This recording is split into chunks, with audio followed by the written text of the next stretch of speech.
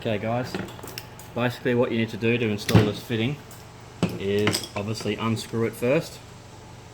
So here's your base with your gasket on the bottom. Now there's a couple ways you can do it. You can leave the gasket on or you can take it off. So I'm going to take it off, so all gaskets are off and you just have your base. So we're going to draw our template first with the pen.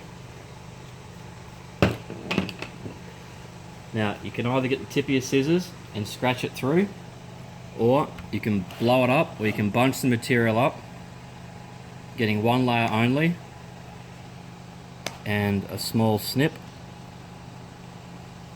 And I'm using some pretty thick material here.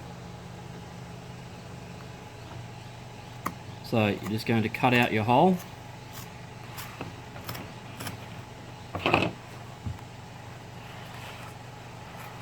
All the way out. Just make it a little bit bigger than what you've drawn.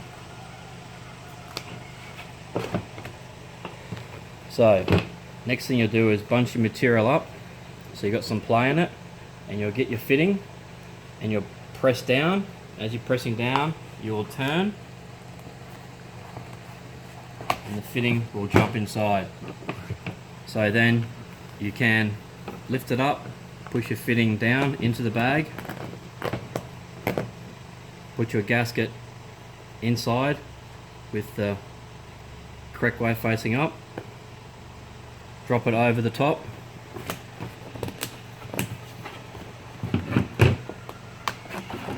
bring it back through, other gasket on top, tighten up,